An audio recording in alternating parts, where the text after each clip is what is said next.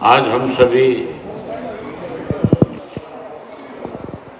हमारे महान नेता, जुझारू, संघर्षशील, मेहनती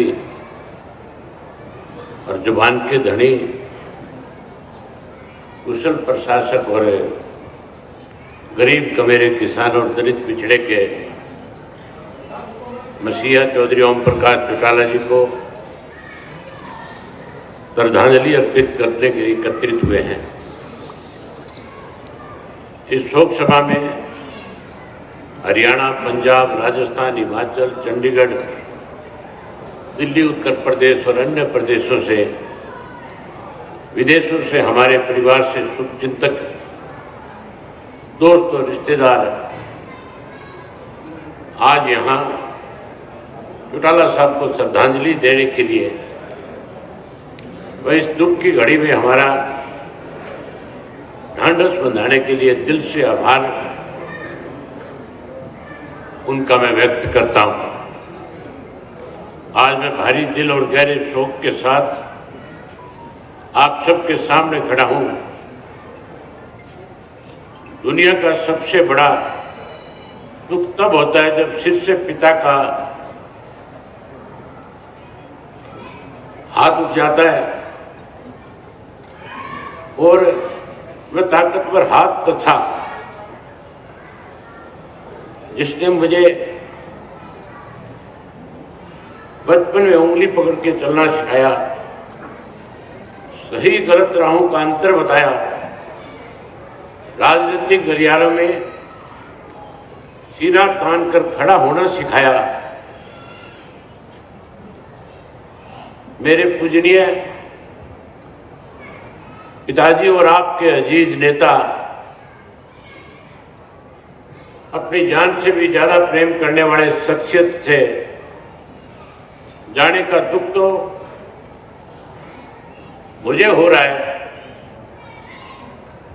उसे मैं शब्दों में बयान नहीं कर सकता। उनके जाने से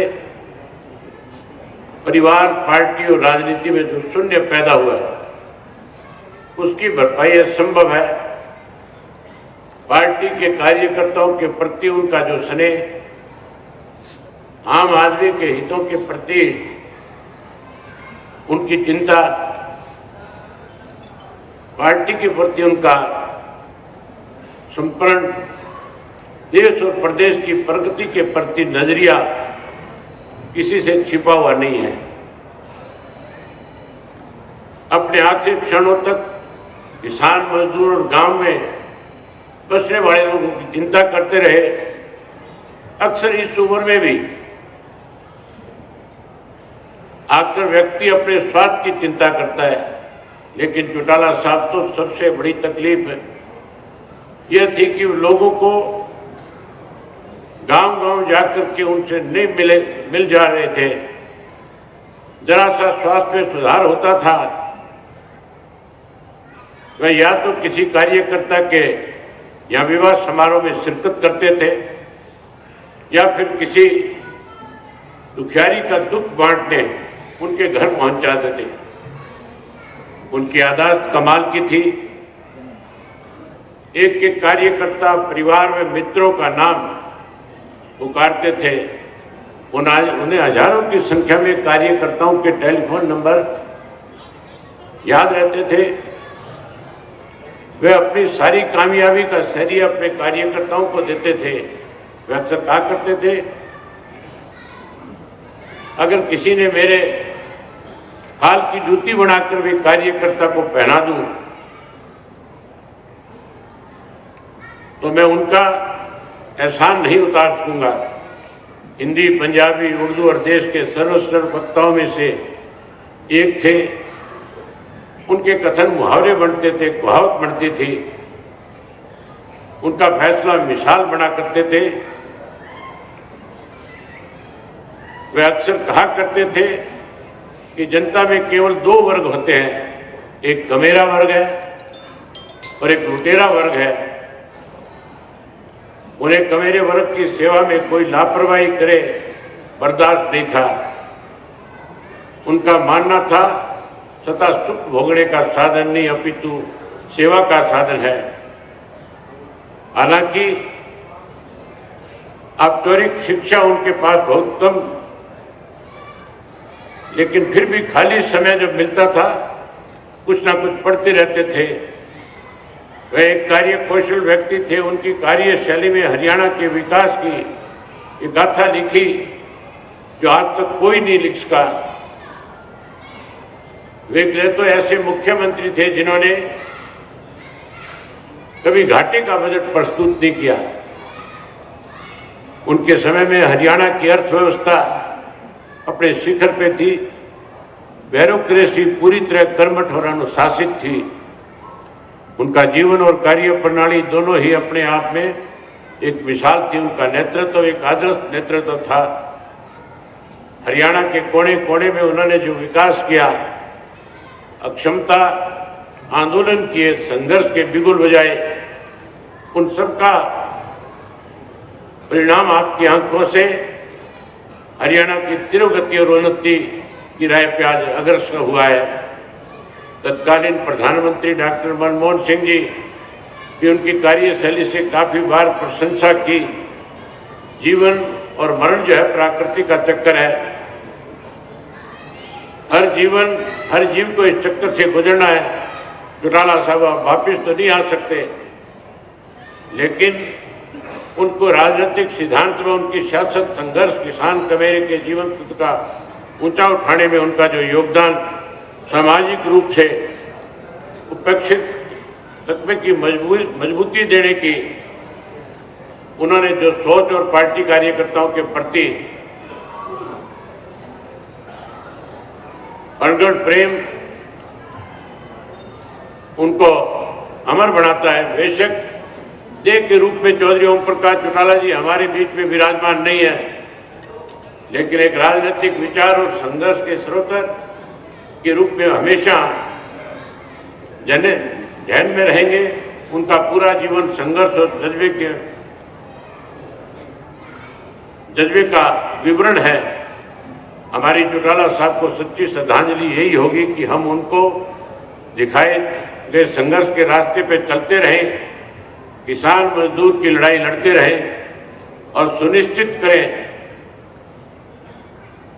कि समाज जो उपेक्षित वर्ग है, चाहे वो किसान हो, मजदूर हो, छोटा दुकानदार हो, हमारे दलित और अन्य पिछड़े वर्ग के लोग हों, उनको शासन व्यवस्था में और सरकारी योजनाओं में उनका हक मिले। जब चौधरी देवीलाल जी का स्वर्गवास हुआ था तब चौटाला साहब ने कार्यकर्ताओं से आह्वान किया था कि मेरा कान पकड़कर समझाने वाला मेरा पिता नहीं रहे, लेकिन आप सब मेरी गलती करने पे चौधरी देवीलाल बन करके मेरे कान खींचने का काम करना। आज 21 साल बाद मेरे कान खींचने वाला चौटाला साहब भी परमात्मा को प्यारे हो गए।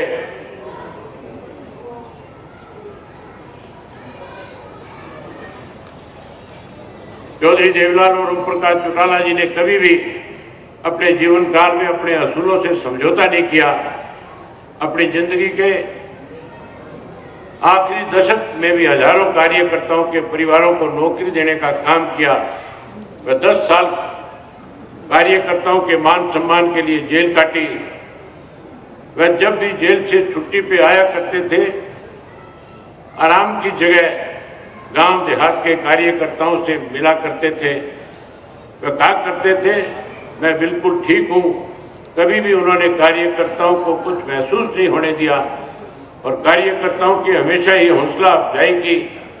उन्होंने मुझे ये भी कहा कि मेरी पूंजी, मेरी ताकत मेरे कार्यकर्ता ही हैं और तू मुझे वायदा कर कि मेरी पूरी कमाई तू संभाल करके रखेगा।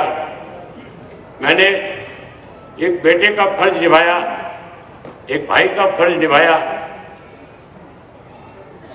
और एक पिता का फर्ज निभाया। अब मैं आपसे वादा करता हूं कि जो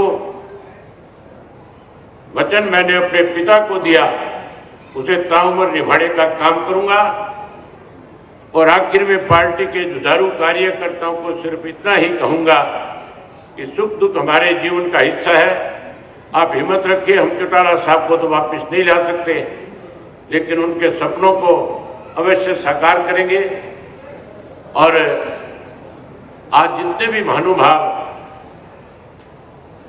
आज की श्रद्धांजलि सभा में शामिल हुए, मैं आखिर में आप सबसे एक निवेदन करूंगा कि चौटाला साहब ने अपनी ताउम्र जिंदगी में हर किसी के, चाहे उनका कितना भी बड़ा राजनीतिक कोई विरोधी था, उसके यहाँ भी अगर घर में किसी वजह से कोई संकट आया या कोई बड़ा बुजुर्ग गया, तो चौटाला साहब हमेशा उनके बीच में जाकर के खड़े हुए, न केवल उन परिवारों को सांत्वनाएं दी, बल्कि उनमें हिम्मत और हौसला बढ़ाने के साथ साथ उन्हें विश्वास देकर के आते थे कि मैं उस कमी को तो पूरा नहीं कर पाता, लेकिन मेरे जिम्मे जो जिम्मेवारी आप लगाओगे मैं उसको निभाने का काम करूंगा। आज आप इतनी बड़ी संख्या में आकर के आप लोगों ने जो उनके प्रति अपने श्रद्धा सुमन अर्पित किए, मैं उसके लिए आपका बहुत बहुत आभारी हूँ, बहुत धन्यवादी हूँ। और आपसे आग्रह करूंगा कि चौटाला साहब के खेत में पैदा हुए अन्न से आज आप सब के लिए हमने प्रसाद रखा है। आप सब लोग प्रसाद खा करके जाएं, प्रसाद ले करके जाएं, आप आए। आपका बहुत धन्यवाद।